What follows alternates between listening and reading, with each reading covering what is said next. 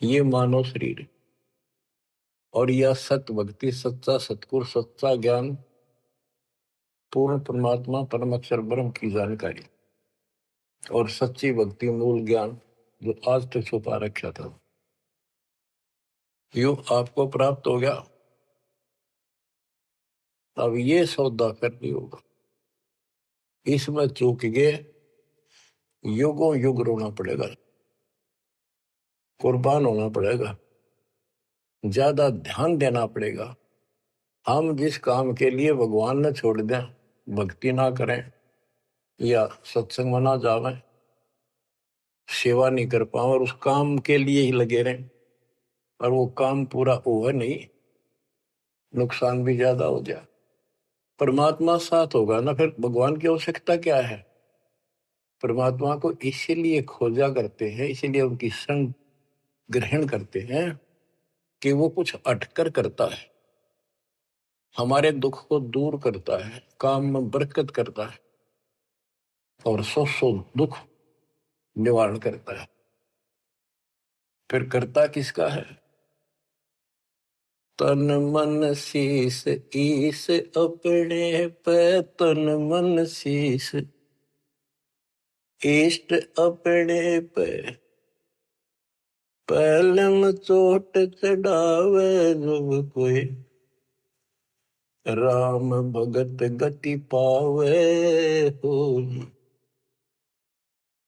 जब कोई राम भगत गति पावे हो। तन मन शीस कैसे चढ़ाना है? सिर सौंप्या गुरुदेव को, सफल हुआ यो शीस, नितानंद इस शीस पर आप बसे जगदीश। एक आश्रम में कुछ शिष्य रहते थे, एक उनके गुरु जी थे, रोज सत्संग सुनाया करते थे। भाई गुरु जी की आज्ञा का जो पालन नहीं करते उनको आध्यात्मिक लाभ नहीं होता। गुरु वचन निश्चय कर माने, पूरे गुरु की सेवा ठाने। निश्चय नरक पड़े से सोई, गुरु आज्ञा लोग करे जोई। गुरु की आज्ञा नहीं माने वो नरक में पड़ेगा। एक दिन 5-7 वर्ष वहां बैठे थे, गुरु जी चारपाई पे बैठे थे, आसन पर। उसने कहा, भी बच्चों मेरे सिर में 5-5 जूते मारो। हैरान थे वो। गुरुजी ने ये क्या कहा, क्या आदेश हुआ ये? कोई उठा नहीं। फिर कहा, भी मेरे सिर में जूते लगाओ, तुम गुरु के चेले हो। अब सारे सुन हो गए, कोई उठा नहीं। तो उनका, भाई गुरु की जो आज्ञा नहीं पालन करते ना, उनके नाम खंड हो जाते हैं और वो गुरु विमुख माने जाते हैं।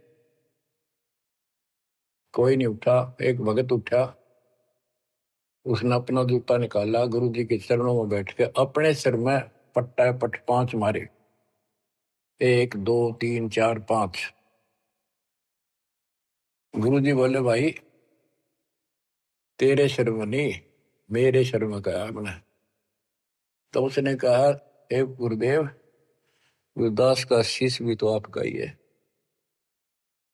सीने से लगा लिया उसने उस बच्चे को और उन बुद्धुओं को कहा, कुछ विवेक भी होना चाहिए।